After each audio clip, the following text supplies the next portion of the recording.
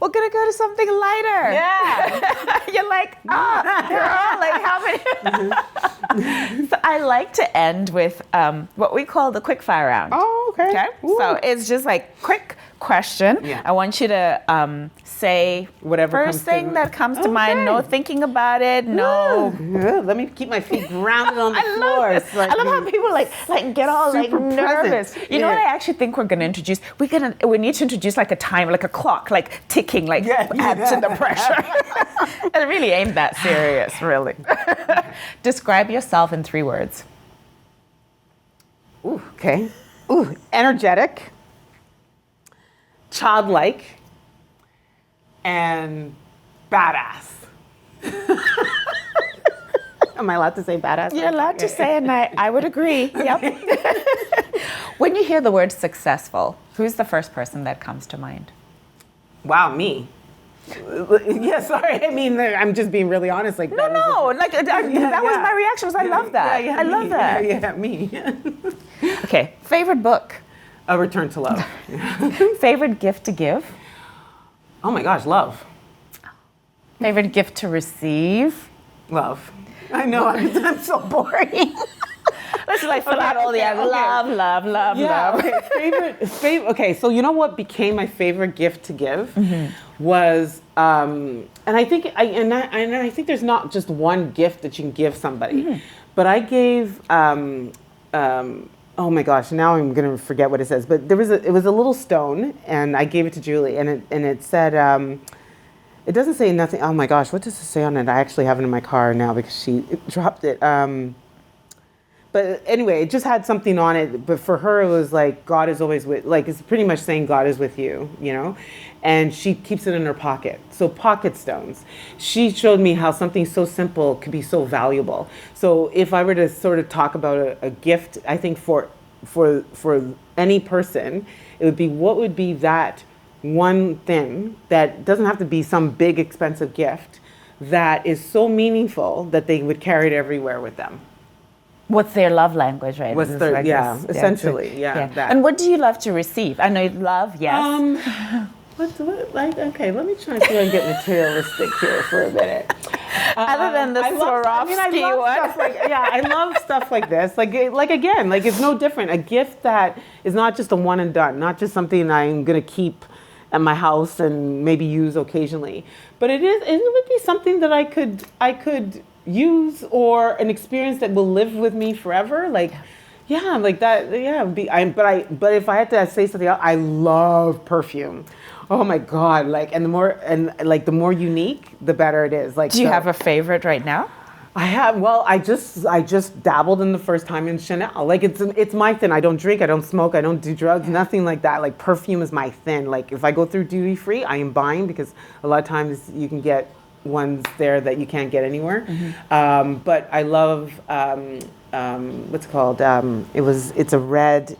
But they don't make it anymore. Dolce & Gabbana red was my favorite of all time, but they discontinued. I even checked Amazon, and if anyone out there is watching this and you know where to get it, holla. Yeah, I have like a little left. I'm savoring. And you did Chanel for the first time? I did Chanel for the first time, yeah. 2 different kinds, of course, right? I did one which is a heavier musk, and then a light one, and it's pretty You know, good. I'd never done Chanel, like, because I know like Chanel No. 5 Classic and all of that. I've never bought a Chanel, and I was going through duty free literally a month ago, and I was like, I've never bought Chanel. I didn't buy No. 5. Okay. I bought Gabrielle, and there's another one that they have, Mademoiselle. So those are the two I didn't that even buy I number tried. 5. I bought 2 new ones. I don't remember. Yeah, like the newest one is Gabrielle. I don't know why we're talking about Chanel, but anyway, okay. if anybody wants to buy us some Chanel, like we're down for it. Yeah, we're taking them. We're taking it. Yeah. What do you love about where you live? And you can define where you live, whether it's the actual house, whether it's Canada, a city, or wherever, yeah. however you want to define it.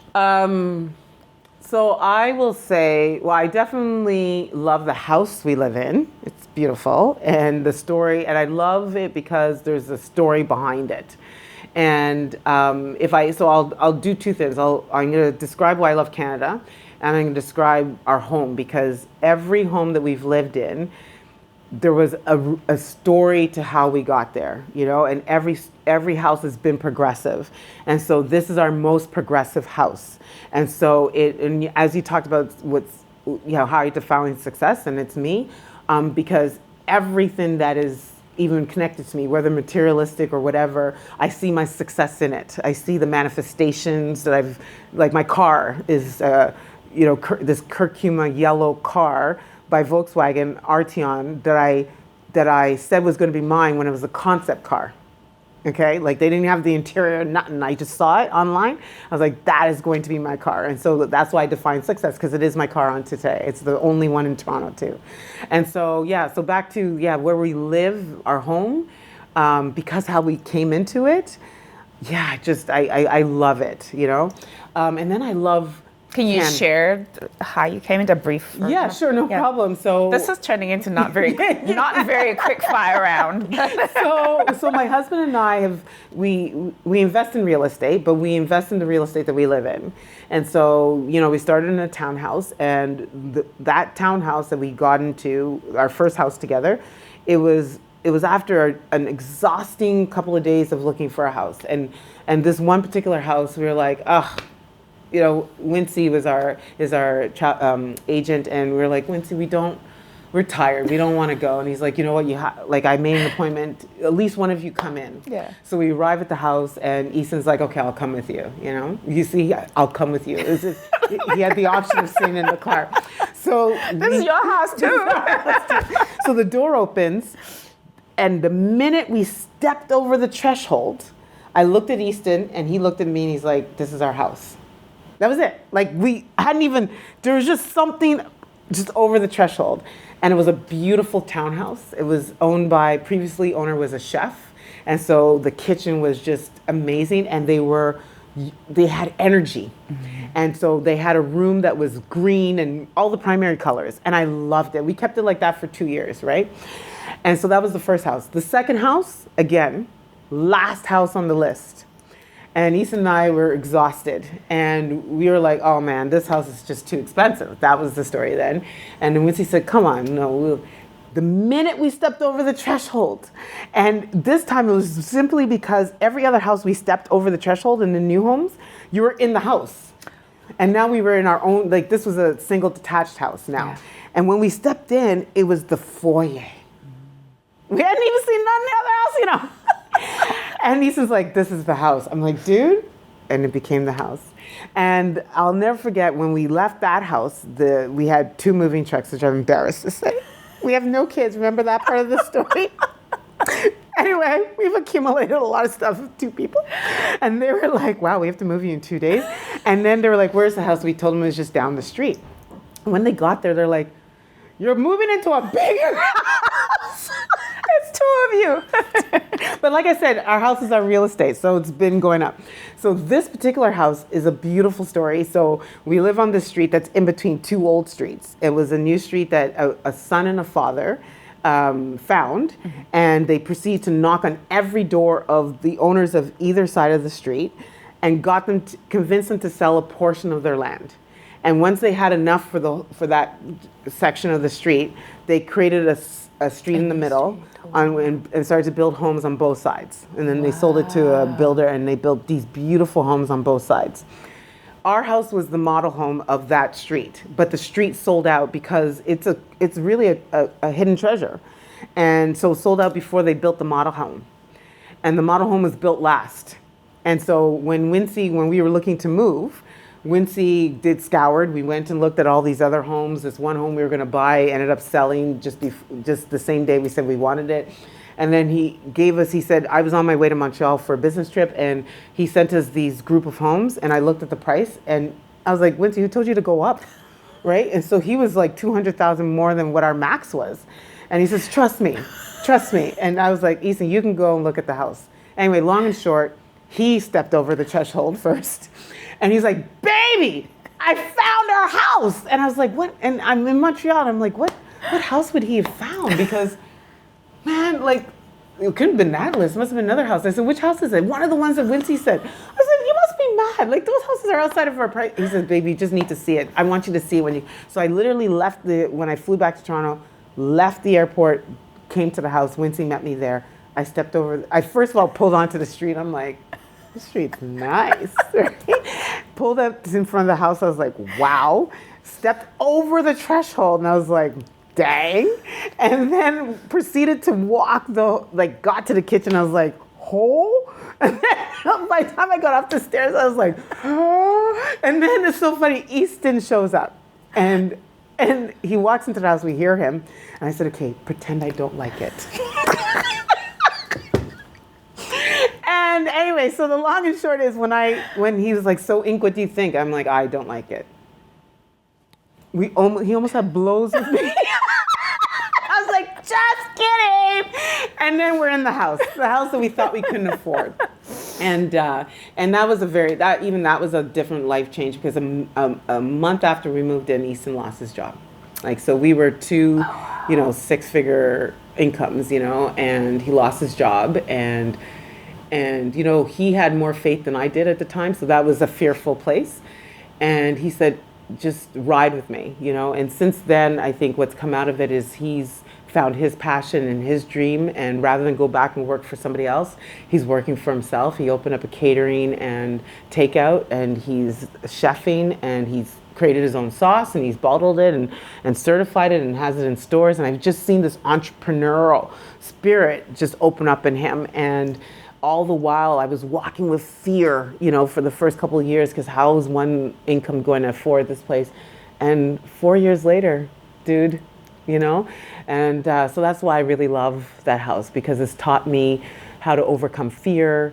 It's taught me how to lead with love. It's taught me that dreams can come out of there, in your toughest moments. And yeah, so it's a lot more than just a four-story. Yeah, more than just the house. Faith. My husband had faith, Isn't that incredible that, like for so many of us, something like that happens where you lose your job and then it just sends you into this tailspin. That for him, he saw it as an opportunity to pursue a dream that maybe if he hadn't lost his job, he would never have, because it'd be that comfort of I have a job and we have the house and whatever. It was that push that he needed to go. It was amazing.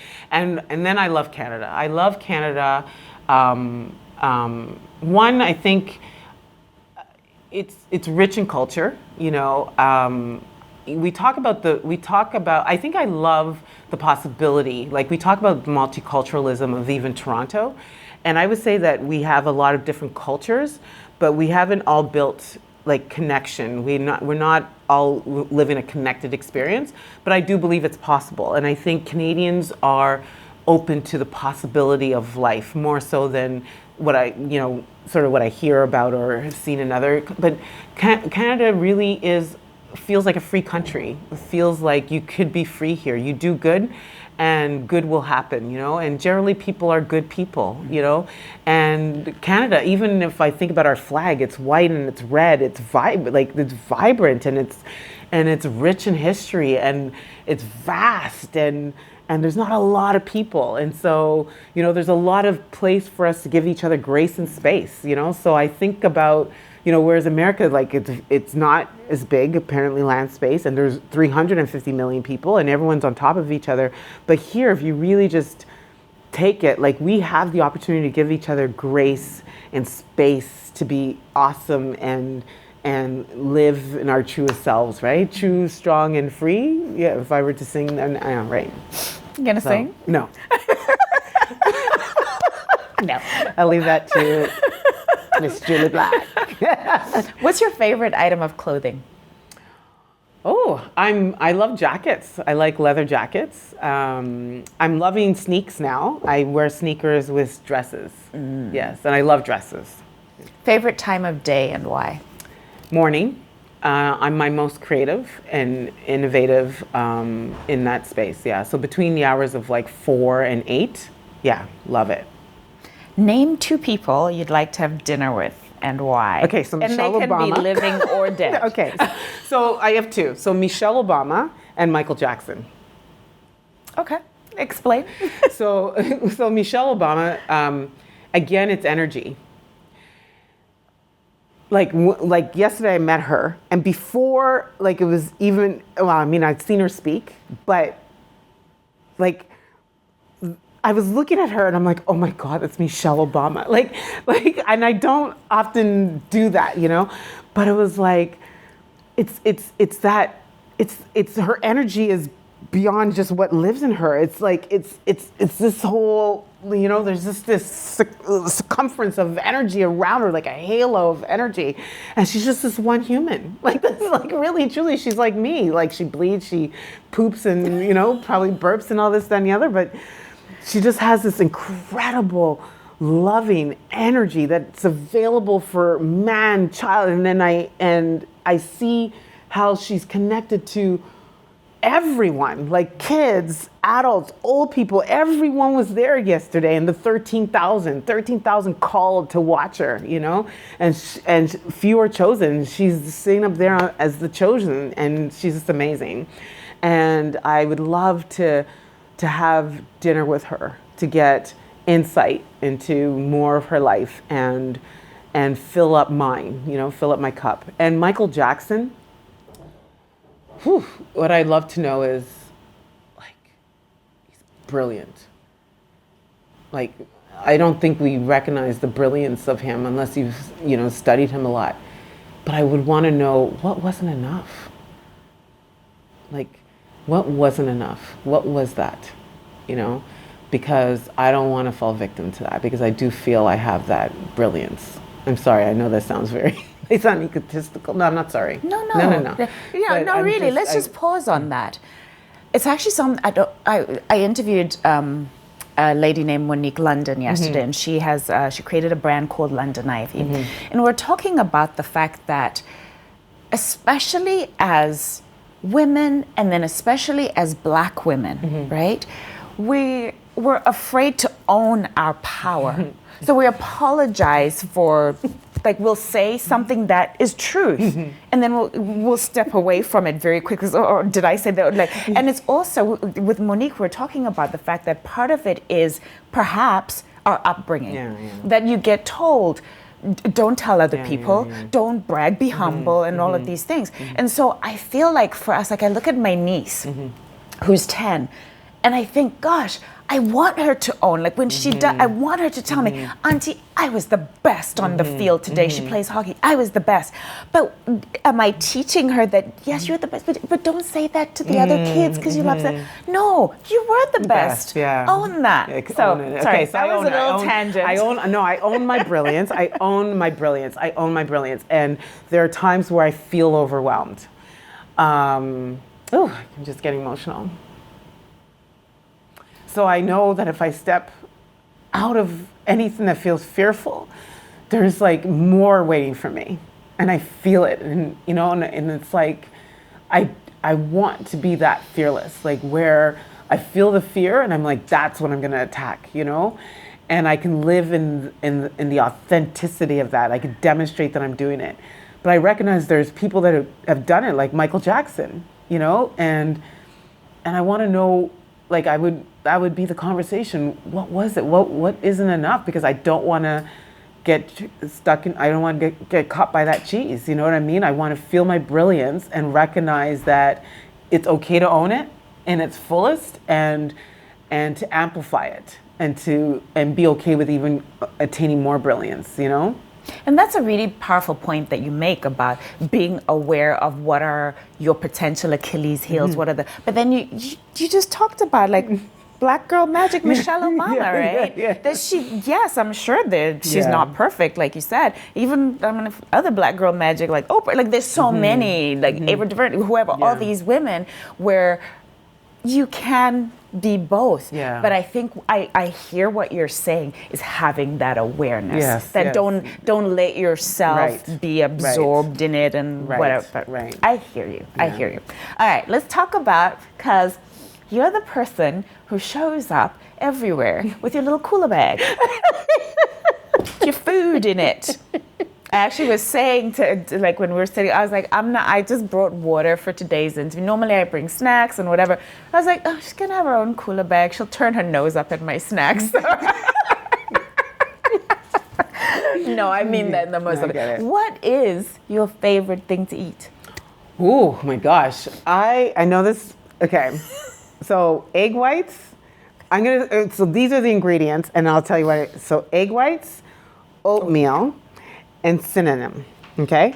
And protein powder, vanilla protein powder. When my coach puts all of those together in a meal, I'm like, yes, I love this plan. Even though there's like 7 other meals and what I do is I blend them all together and I make a pancake.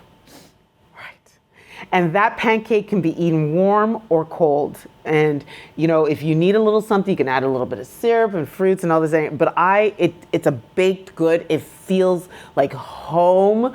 It feels like a baked, it's so tasty. And I bite it, I usually make it into a pancake and then I wrap it in foil and I open up the foil when it's time to eat it and I break up pieces and I bite it. And I have to savor it in the period of season where I'm competing because it might be the only carb meal I have for the day. And so I savor it, eat it. And I'm very, very, very intentional about the time I start to eat it because I want to make sure I enjoy it. And I love them, even my off season. I can make those all day and eat them all day. It's my I know it sounds, but it's my favorite meal. I have to say, not that you want to know and that you care. For me, literally, I think there was maybe 3 years of my life where every morning, I cooked up steel-cut oats with some cinnamon and some nutmeg, and then I'd do the egg whites for the protein. Yes. And it was my job. And do you know what stopped me? No. Then I couldn't figure out. My tummy wasn't feeling good. And then I ended up going to a dietitian who said, "You're allergic to oats." I literally kid you not. I got in the car. They told me I was allergic to gluten as well. I got in the car. And a grown woman got in the car when after she told me that, cried. Oh no! When you go in I cried. I can't have oats in the morning. Oh my God, it hurts. I actually feel that. I can't even imagine. I'm wondering, do I have sensitivities that I'm ignoring? But have you tried gluten-free oats? We could talk about that after. Yeah. But can I tell you my second meal? Mm-hmm. Yes. And this was my nemesis when I was getting ready for competing. Mm-hmm. And it's not just anybody's. It's actually my husband's. His jerk pork. Oh my God. I pretended for the longest time when I was getting ready for this last show in September that it had no calories.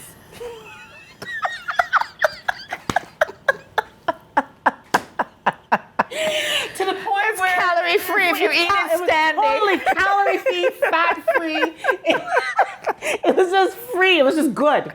Good and doesn't until the madness of the fact that every time I go to the shop and I'm like, oh, let me just have a piece. Let me just have a bite. I had to literally stop going to the shop. That's how, that was the relationship I have with his pork is the best in Toronto. It's amazing jerk pork. Oh, yeah. See, now literally my mouth is watery. No, where is his shop? Because of his, it is, it's smoked. It's smoked. And it's healthy. And it's a good cut of meat.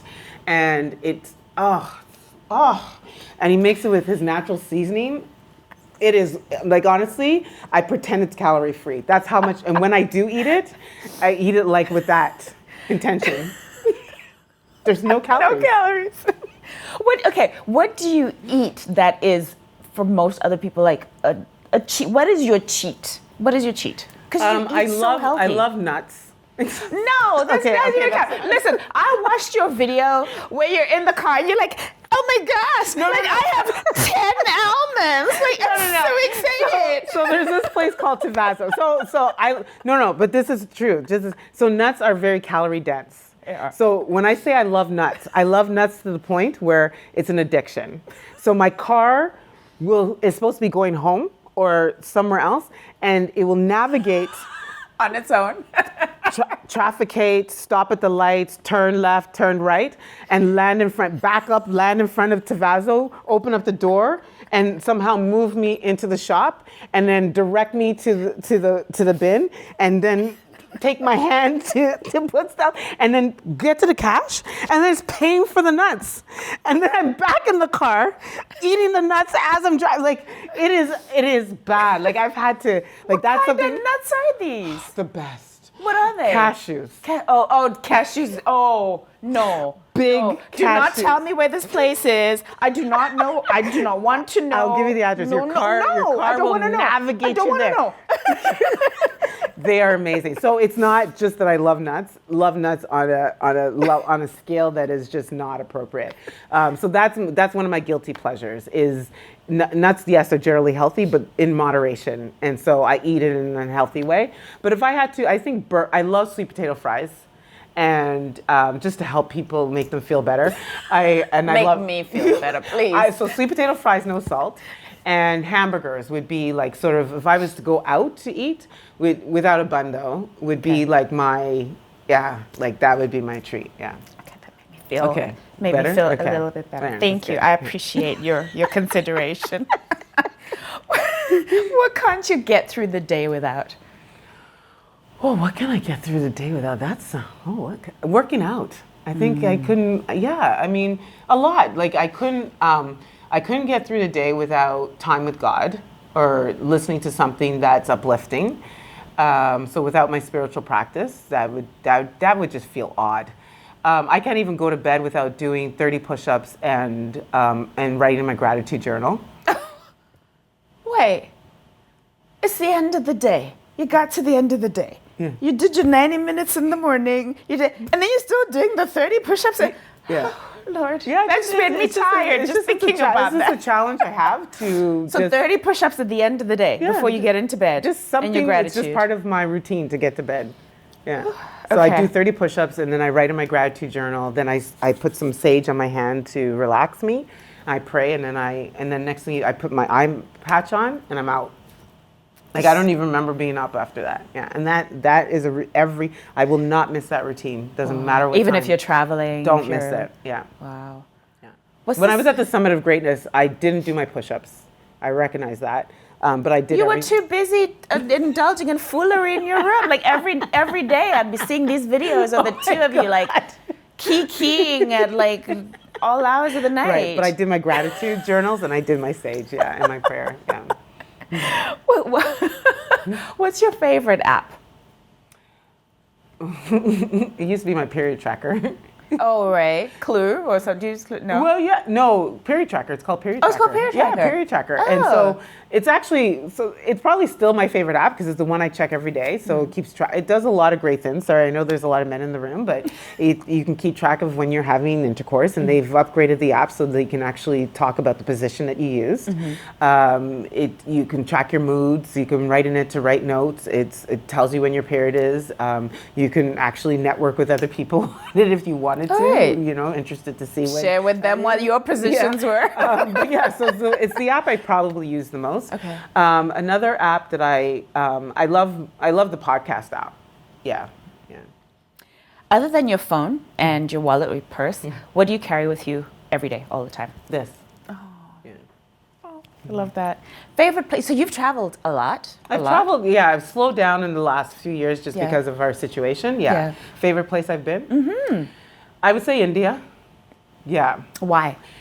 I've been there twice. I loved India because that's when I really, that was in 2009, the first time, and then 2010. And so even before I started my 2014 journey to finding myself, India was the first place where I became very comfortable hanging out with myself because I went there by myself, for work initially, but then I was there for 7 weeks. And that's when I recognized that you have to actually like who you are to be able to spend time with yourself. And I stood out in India. So it was a very, I have a tattoo from the journey. It's just such a rich country, rich culture, just amazing people, so much opportunity,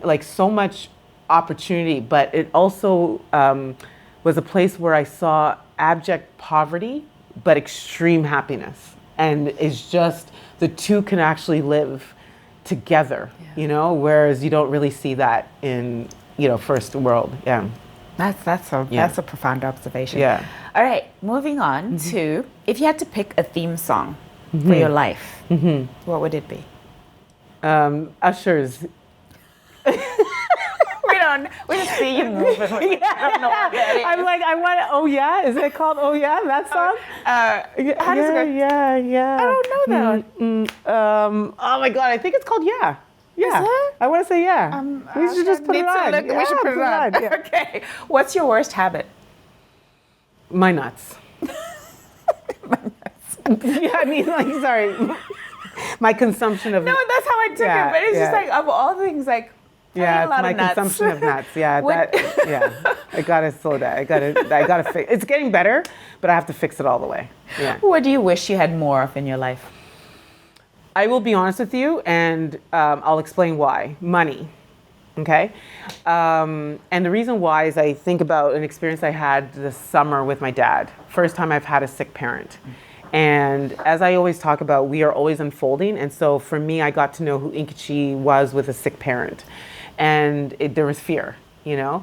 And one of the things I wished, because my dad was in a hospital, is I wish of all times that I just had money where I could put him in his own ward, have his own doctors who were only concerned about his care and would answer my questions, and he'd be comfortable and he'd get all the food he needs every single day. That's not what our healthcare system is. And so it was the first time where I realized that, you know, money could have gone the kind of help I wish I could have given my dad. Yeah. So, and then not only that, I have big dreams. Like, I really do, I promise you. And they require me to be able to travel and really go to the four corners of the world. And money would help with that. My husband, I would love his dream to be even amplified more, and money could help with that. I'd love to continue to work at TD and build corporate culture, just not there and everywhere else. But I believe that would be better. I would be able to do that faster and more efficiently if I had money, you know, because then I'm not worried about a paycheck. So for so many things. My mom wants to go on pilgrimages. I would love to have money enough that I could send her all the time, you know? Money. Yeah. I'm just being honest. Make it rain, dollar bill. It's going to happen. It will. Yeah.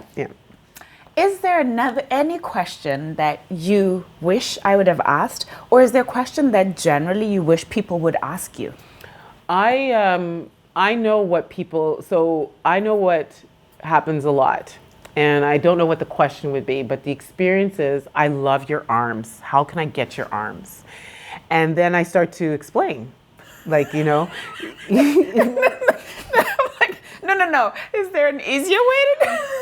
And I say, you know, I do this and I do, oh, well, no, if I can't do that. I don't cook well, or my life is, I'm just too busy to do my food prep. And I don't know what that question is, but it's like, it's what can I do to make people excited about the work that I have to do to bring the discipline that I have in my life?